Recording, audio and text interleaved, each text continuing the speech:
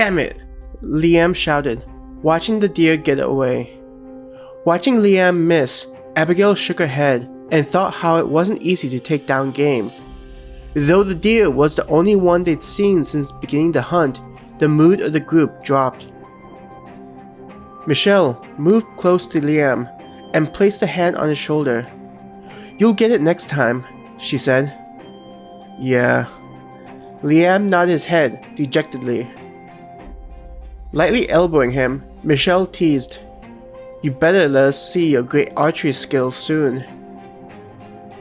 "You better watch out. I'll hunt so many deers that it'll feel like you're giving birth." Liam shot back in good humor, but ended up blushing with the last word mentioned. Hearing Liam mention such a topic, Michelle's face turned red as she walked away from him. Helen laughed. "Nice job." "Shut up." Liam's face was equally as red as Michelle's as he tried to act natural. As he laughed at Liam's misery, Abigail kept an eye out for any tracks. Deep inside, she slowly became frustrated due to a lack of signs of small or large game. They'd already been walking around for several hours, and the deer was the first one seen. "At this rate, we're going to be heading back with nothing to show," Abigail stressed, thinking to herself. Gripping one of the daggers in her hand, she stressed about the idea of a mother and their position inside the community. If Abigail came back again with nothing to show, she worried the community would kick them out. Thinking of her mother back in the open world, scavenging for food, Abigail shook her head. "It's because I'm around that she hasn't been able to solidify her place in the community." She frowned, thinking how her mother was still relatively youthful in appearance. Many of the older men had shown interest in courting her. "I need to be able to handle myself out in this world," Abigail thought to herself, not willing to be a burden. "You okay?" Sheila's voice interrupted Abigail's thoughts. Looking to her friend, Abigail just said, "Just thinking how the deer was likely our best shot for bringing something back." Sheila's expression spoke volumes about not believing Abigail's words, about only thinking about the deer. Looking like she didn't want to mention something her friend didn't seem ready to talk about, Sheila asked, "What do you want to do?" Gazing at the direction the deer had gone, Abigail said, "I think we should go after it." "Do you think we can catch up to it?" Sheila asked in a doubtful voice. Taking in a deep breath, Abigail shook her head. "Probably not, but I don't know what else to do." Using a hand to indicate in front of them, Abigail said, "We haven't seen any signs of animals." Instead of answering, Sheila stayed quiet. Footsteps were heard as Helen approached them. "I'm guessing the two of you are debating about going after that deer?" "Yeah. I don't know what else we can do, other than going back to the community with nothing to show," Abigail said bluntly. Helen understood the gravity of the words spoken, the expression being equally grim, thinking about the consequences of coming back with nothing. They all understood that the community could only exist because everyone contributed. In the past, there may have been such things as handouts, but such ideas belonged to the old world. Coming back with nothing would only lead people to think they were a burden to the community. "Let's bring back some meat." Helen finally spoke after being silent for so long. Even after hearing Helen's agreement to her plan, Abigail felt a sense of strain building up. Helen's words only helped to drive in the need to show results and the consequences if they didn't. "Okay," Abigail nodded. Turning to look back at the rest of the group, Abigail called out to them, "We're going to chase after that deer." "What?" Roger asked in a surprised voice, along with everyone else. Abigail didn't bother to debate with them, jogging in the direction the deer dashed off in. Both Sheila and Helen didn't say a word and kept pace with her, though in the background, they heard the group gather their gear to follow, some cursing about how crazy it was. Make sure to look out for any signs of game or bandits. Abigail turned her head to say to Sheila and Helen. Only a grunt was heard from the two as they left the road and entered the forest again. In front of them, the deer tracks were easy to spot, with it flinging up dirt as it ran away.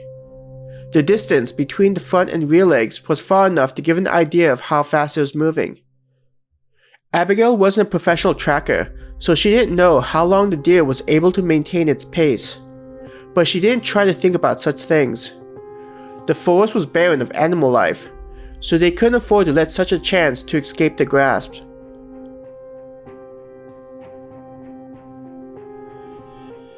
Her lungs felt like they were on fire as she attempted to keep her breathing even while jogging after the deer. It doesn't look like it's slowing down, Sheila gasped. They had been jogging for what seemed like forever, hoping to see the deer begin to slow.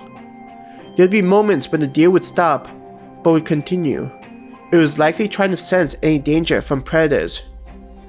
Whenever there would be moments when the tracks showed the deer looking around, Abigail thought they'd see the deer panting and giving up.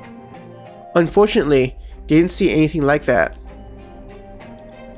Let's get back to a walk, Abigail announced, slowing her pace. All of them were gasping for air as they went back to walking. No one bothered to complain as they focused more on catching their breath. Abigail looked up at the sky to see the sun's position. They didn't have much time before they were expected to arrive home. It felt like time was working against them, forcing them into the worst outcome. What's up with this forest? Roger panted as he walked. Looking back, Abigail saw that out of everyone, he looked worse. She wondered whether it was due to his position under his father, not needing to be part of the hunting party. It was likely his need to look good in front of Abigail that he joined them. Though his words came from being tired, Abigail admitted that his words were right. There have been zero signs of anything but this deer, Liam complained, partially leaning on Michelle. Judging by Michelle's expression, she suspected that Liam wasn't as tired as he pretended, but she didn't voice an objection. Abigail grinned at the sight, thinking that the two of them made a good couple, though both would deny such a thing in a heartbeat. For some reason, the two were adamant about maintaining the appearance of just being friends. We may not be getting any deer, but it looks like Liam may come out okay from this hunt, Sheila said in a quiet voice, making Helen giggle as he looked at the two. Liam noticed that they were looking at him, and looked embarrassed, though he didn't stop from leaning on Michelle. Hey Michelle, Abigail began to say but stopped, looking in front of them quickly. Do you smell that? Helen asked. Timothy, who was between those in front with Abigail and back with Roger, asked, What are you? Before his eyes flashed in recognition. Roger, Liam, and Michelle looked confused, but soon they realized what everyone else was talking about. As they walked closer to the smell, Abigail felt her heart drop. I guess we don't need to worry about catching up with the deer, Liam said. In front of them, the deer they'd been chasing was impaled on the side of a tree, its head torn off, lying several feet away. The head looked as if it was tossed to the side by whatever impaled the deer. None of them could say anything as they stared at the carcass of the deer. Seeing such brutality was foreign to them, causing them to look at it with confusion. What could do something like this? Michelle asked. Abigail didn't answer as she walked to the front of the deer. She got chills from seeing the imagery. Staring at the branch that impaled the deer, Abigail slowly noticed how the deer wasn't impaled by a weapon or branch. Getting close to the object, her heart slowly started to beat faster, and the hair on the back of her neck raised. Abigail, Sheila managed to whisper.